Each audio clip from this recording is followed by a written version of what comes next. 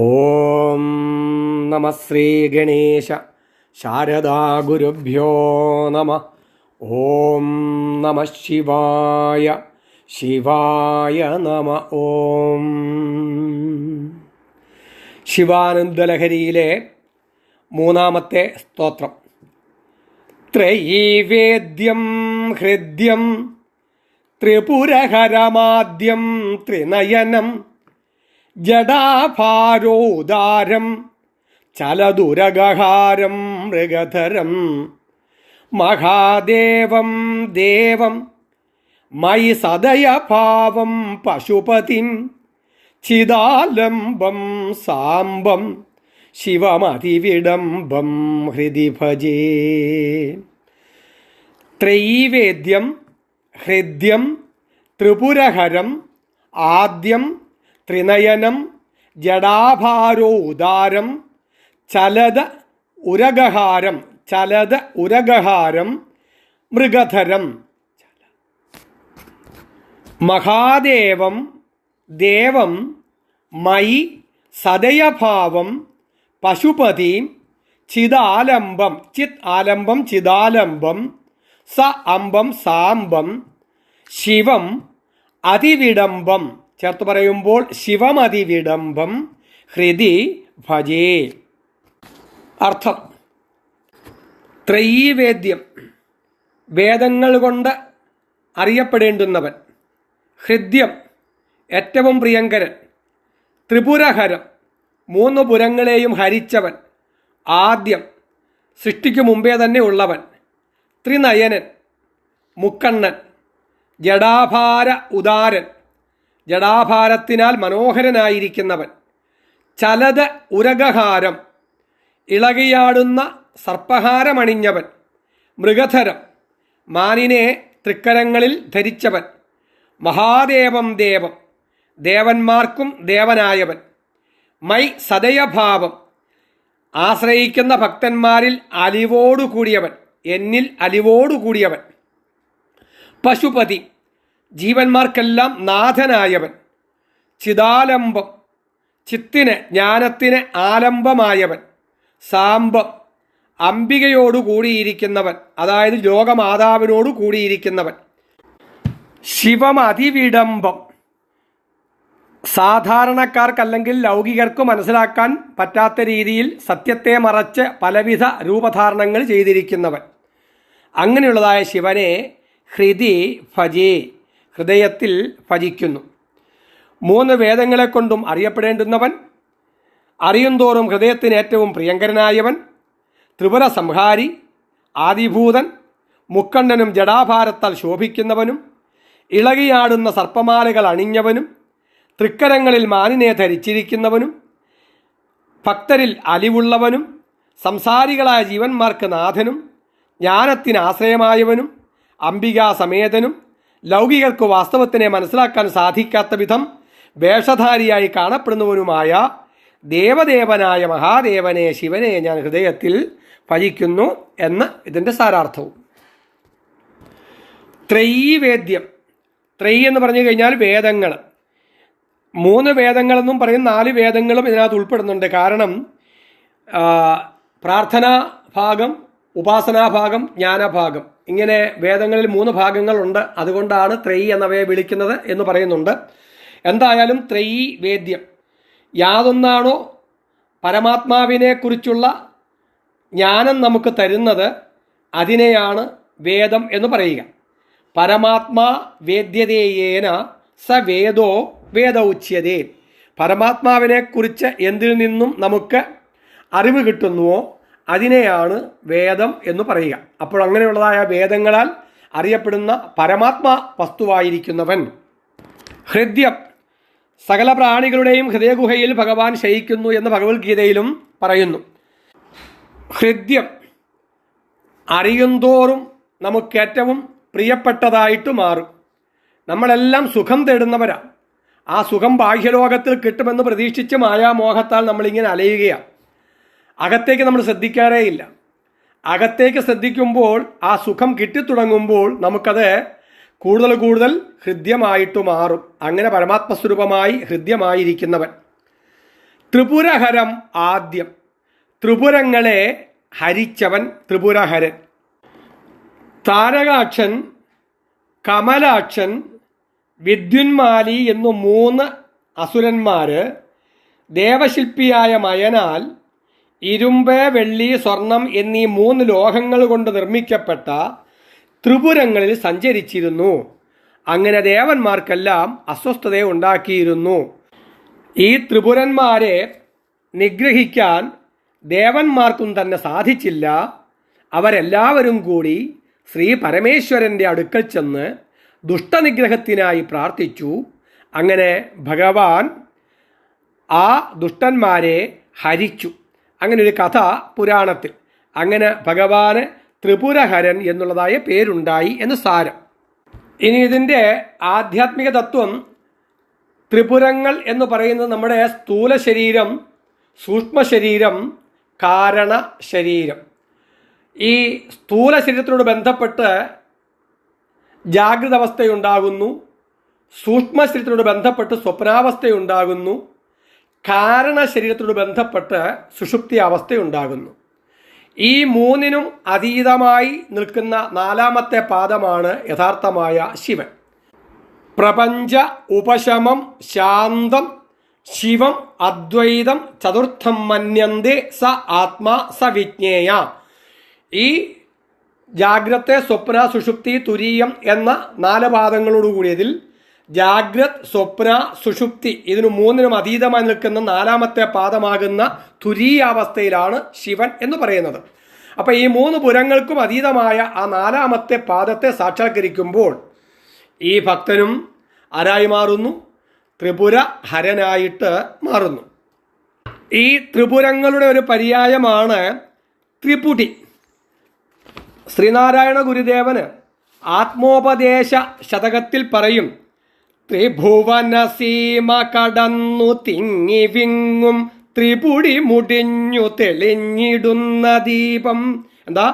ത്രിഭുവന സീമ കടന്നു തിങ്ങി വിങ്ങും ത്രിപുടി മുടിഞ്ഞു തെളിഞ്ഞിടുന്ന ദീപം.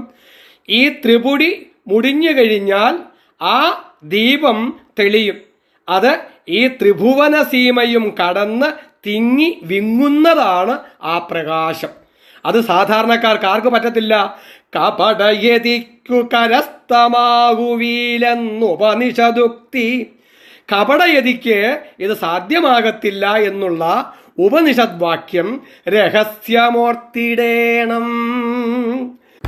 അപ്പോൾ ജാഗ്രത, സ്വപ്നം, സുഷുപ്തി എന്ന ത്രിഭുവനങ്ങളുടെയും സീമ അതിനപ്പുറമായിട്ട്, അതിനപ്പുറമായിട്ട് തിങ്ങി വിളങ്ങ് തെളിഞ്ഞിടുന്നതായ ദീപമാണ്. അതിനെ എപ്പോഴാണ് സാക്ഷാത്കരിക്കാൻ പറ്റുക? ത്രിപുടി മുടിയുമ്പോഴാണ്. അങ്ങനെ ത്രിപുടി മുടിഞ്ഞ് തെളിഞ്ഞിടുന്ന ദീപമാകുന്നതായ ആദ്യം എല്ലാറ്റിനും മുമ്പേ ഉള്ളത്. ഇനിയും ഈ ത്രിപുടിയെ തന്നെ അല്ലെങ്കിൽ ത്രിപുരങ്ങളെ തന്നെ വേറൊരു രീതിയിൽ പറയും. നമ്മുടെ എല്ലാ അനുഭവങ്ങളിലും അനുഭവിക്കുന്ന വസ്തു, അനുഭവം, അനുഭവിക്കുന്നവൻ, ഇങ്ങനെ 3 എണ്ണം ഉണ്ട്. ഇത് 3ഉം ഓങ്കാരമായ പൊരുൾ 3ആയി പിരിഞ്ഞതാണ്. അതായത് ഒരു പേപ്പർ എടുത്ത് 3ആയിട്ട് മടക്കി വച്ചാൽ നമുക്ക് തോന്നും 3 ഭാഗങ്ങളുണ്ട് എന്ന്. പക്ഷേ അത് 3 ഭാഗങ്ങളില്ല. അത് ഒരേ പേപ്പർ 3 ഭാഗങ്ങളായിട്ട് നമുക്ക് തോന്നിക്കുന്നത് മാത്രമാണ്. അതുപോലെയാണ് ഇവിടെ ഗുരുദേവൻ പറയുകയാണ് ആത്മോപദേശ ശതകത്തില്, അറിവും അറിഞ്ഞിടും അർത്ഥവും പുമാൻ തന്നറിവും ഒരാദിമഹസ്സു മാത്രമാകും. വിരളത വിട്ടു വിളങ്ങും ആ മഹത്താം അറിവിലമർന്ന് അതുമാത്രമായിടേണം. അപ്പൊ ഇവിടെ അറിവ്, അറിയുന്ന വസ്തു, അറിയുന്ന പുമാൻ, ഇത് 3ഉം എന്താണ്? ആദിമഹസ്സു മാത്രം. എല്ലാറ്റിനും ആദ്യമേ ഉള്ളതായ ആ മഹത്തായിരിക്കുന്ന ശിവം മാത്രമാണ്. വിരളത വിട്ടു വിളങ്ങും ആ മഹത്താം അറിവിലമർന്ന്, ആ യാതൊരു ദുഃഖവുമില്ലാത്ത ആനന്ദാത്മകമായിരിക്കുന്നതായ അതിനകത്ത് അമർന്ന് അതുമാത്രമായിടേണം. അങ്ങനെ ത്രിപുരങ്ങളെ ഹരിച്ചാൽ ആ ആദ്യനെ അറിയാൻ പറ്റും. ത്രിപുരഹരമാദ്യം. അടുത്തത് ത്രിനയനം, 3 കണ്ണുകളോടു കൂടിയവൻ. അഗ്നി, സൂര്യൻ, ചന്ദ്രൻ, ഇത് 3 ഭഗവാന്റെ 3 കണ്ണുകളാണ് എന്ന് സങ്കല്പം. ഈ 3 കണ്ണുകളെക്കുറിച്ചും പല രീതിയിലുള്ളതായ വ്യാഖ്യാനങ്ങളുണ്ട്. കണ്ണ്, കണ്ണിനു കണ്ണു മനമാകുന്ന കണ്ണ്. നമ്മൾ കണ്ണുകൊണ്ടാണ് ജാഗ്രത അവസ്ഥയിൽ എല്ലാത്തിനെയും കാണുന്നത്. പക്ഷേ കണ്ണു മാത്രമുള്ളത് കൊണ്ട് കാണാൻ പറ്റത്തില്ല, മനസ്സുകൂടി ചേർന്ന്. അപ്പോൾ കണ്ണിനു കണ്ണ് മനമാകുന്ന കണ്ണ്. കണ്ണിനു കണ്ണു മനമാകുന്ന കണ്ണ്, അതിനു കണ്ണായിടുന്ന പൊരുൾ. അപ്പൊ ആ മനസ്സിനെയും കാണുന്നതായ ഒരു കണ്ണുണ്ട്. അത് നമ്മുടെ ബുദ്ധിയാണ്. നമ്മുടെ മനസ്സിന്റെ വികലതകളെയെല്ലാം നമ്മൾ ബുദ്ധി കൊണ്ടാണ് തിരിച്ചറിയുന്നത്, ഇല്ലേ?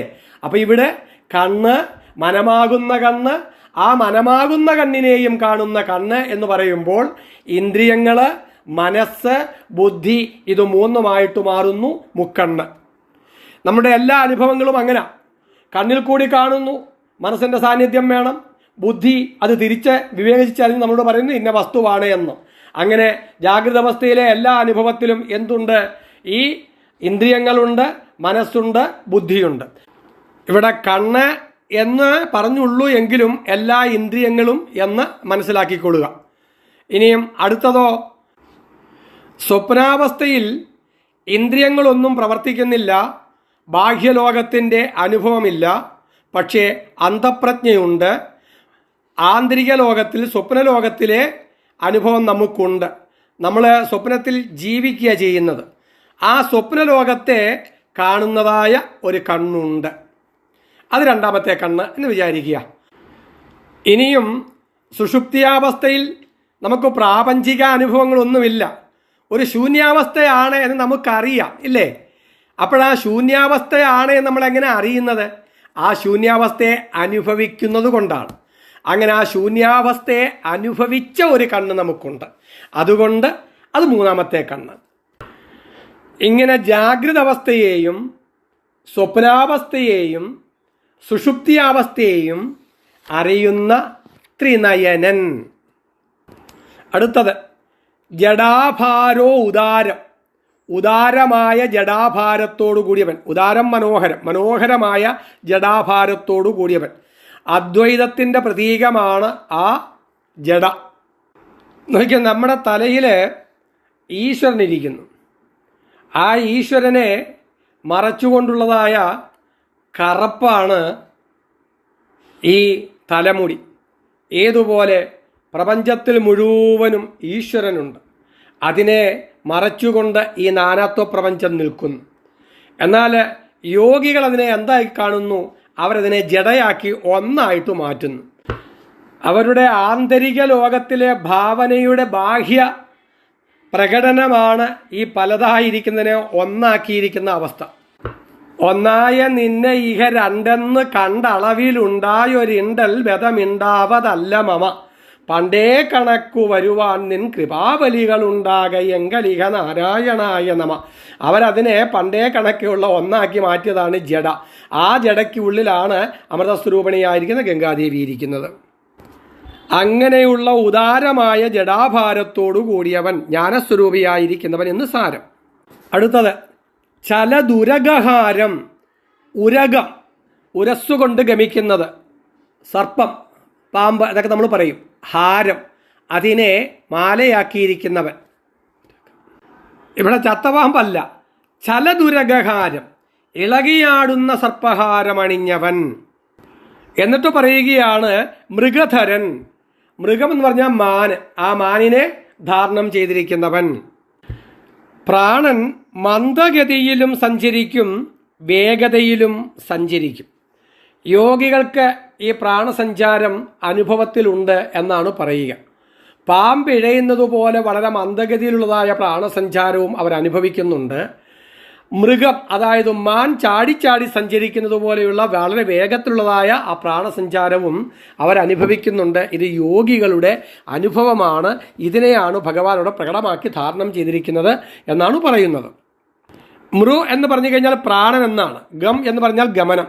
അപ്പം മൃഗം എന്ന് ആ മാനിന് പേര് കിട്ടാനുള്ള കാരണം തന്നെ പ്രാണനെ പോലെ ചാടി ചാടി സഞ്ചരിക്കുന്നവൻ എന്ന അർത്ഥത്തിലാണ് എന്ന് വായിച്ചിട്ടുണ്ട്. ഇനി അടുത്തത് മഹാദേവം ദേവം, എല്ലാ ദേവന്മാർക്കും നാഥനായിരിക്കുന്ന മഹാദേവൻ. എല്ലാ ദേവന്മാരും ഉണ്ടായിരിക്കുന്നത് ആ മഹാദേവനിൽ നിന്നുമാണ്. ഇന്ദ്രം മിത്രം വരുണമഗ്നിമാഹുരഥോ ദിവ്യസ സുപർണോ ഗരുന്മാനേകം സദ്വിപ്ര ബഹുധാ വദന്തി അഗ്നിം യമം മാതരിശ്വാനമാകൂ. ഇവിടെ ഒരുപാട് ദേവന്മാരുടെ പേര് പറഞ്ഞു. എന്നിട്ടെല്ലാം പറഞ്ഞെന്താണ്? ഏകം സത് വിപ്ര ബഹുധാ വദന്തി. ഈ പേരുകൾക്കെല്ലാം അധിഷ്ഠാനം ആയിരിക്കുന്ന ഒരേ ഒരു സത്തേ ഉള്ളൂ. അതിനെ പല രീതിയിൽ പല രൂപത്തിൽ പറയപ്പെടുന്നു എന്ന് മാത്രമേ ഉള്ളൂ എന്ന്. അങ്ങനെ എല്ലാ ദേവന്മാർക്കും നാഥനായിരിക്കുന്ന മഹാദേവൻ. മൈ സദയഭാവം, മൈ എന്നിൽ, സദയഭാവം ദയാഭാവത്തോടു കൂടിയവൻ, ഭക്തന്മാരോട് കൃപാലുവായിരിക്കുന്നവൻ. അടുത്തത് പശുപതി. പശു എന്ന് പറയുന്നത് ജീവൻ, സാധാരണക്കാരായ നമ്മളല്ല. നമുക്കെല്ലാം നാഥനായിരിക്കുന്നവൻ പശുപതി. ആഹാര നിദ്ര ഭയമൈഥുനാഞ്ച സാമാന്യമേതത് പശുഭിർ നരാണാം. ആഹാരം, നിദ്ര, ഭയം, മൈഥുനം ഇതെല്ലാം പശുക്കൾ, അതായത് മറ്റുള്ള ജീവികൾ, മനുഷ്യര് എല്ലാവർക്കും സാമാന്യമാണ്. എല്ലാവരും ഒരുപോലെ അതെല്ലാം അനുഭവിക്കുന്നുണ്ട്. മനുഷ്യനെ മറ്റുള്ള ജീവികളിൽ നിന്നും വിശേഷമുള്ളവനാക്കുന്നത് ജ്ഞാനോ അധികതോ വിശേഷത, ജ്ഞാനമാണ്. ജ്ഞാനേന ഹീനോ പശുഭി സമാന. ജ്ഞാനമില്ലാത്തവൻ മറ്റുള്ള മൃഗങ്ങളെപ്പോലെ പശു തന്നെയാണ്. നമ്മളെല്ലാം ബന്ധനസ്ഥര. എന്തിൽ ബന്ധനസ്ഥര? നമ്മയൊക്കെയും ബന്ധിച്ച സാധനം കർമ്മമെന്നറിയേണ്ടതു മുമ്പിനാൽ. അങ്ങനെ കർമ്മമാകുന്ന പാശത്താൽ ബന്ധിക്കപ്പെട്ട പശുക്കളാണ് നമ്മളെല്ലാം. നമ്മളെയെല്ലാം ഈ കർമ്മപാശത്തിൽ ബന്ധിച്ച് നയിക്കുന്നതായ പശുപതിയാണ് മഹാദേവൻ. ഞാൻ, എൻ്റേത്, എനിക്ക് എന്ന സ്വാർത്ഥതയാകുന്ന കുറ്റിയിൽ കർമ്മമാകുന്ന പാശത്താൽ ബന്ധിക്കപ്പെട്ട് കിട്ടുന്ന പുല്ലെല്ലാം കടിച്ചു പറിച്ചു വട്ടം കറങ്ങുന്ന പശുക്കളാണു നമ്മളെല്ലാം. ഭഗവാൻ പശുപതിയുമാണ്. അനുഭൂതി ദശകത്തിൽ ഗുരുദേവൻ പറയും, അവനിവനെന്നു നിനയ്ക്കുന്നവൻ ഒരു പതിയെന്നിരിക്കിലും പശുവാം. ഞാൻ, നീ, അവൻ, ഇവൻ എന്ന് നനയ്ക്കുന്നവൻ എത്ര കേമനാണ് എന്ന് പറഞ്ഞാലും ഈ ഞാൻ നീ എന്ന മത്സരമുണ്ടോ അവൻ പശു തന്നെയാണ്. എന്ന് പറഞ്ഞാൽ നാനാത്വബോധത്തിൽ നമ്മൾ എതുവരെ നിൽക്കുന്നുണ്ടോ, ഈ ദ്വൈതഭ്രമം നമുക്ക് എന്നുവരെയുണ്ടോ അന്നുവരെയും നമ്മൾ പശുക്കളാണ്. അവികലമാഗ്രഹമറ്റാൽ അവകലിത ആനന്ദവെള്ളമോടി വരും.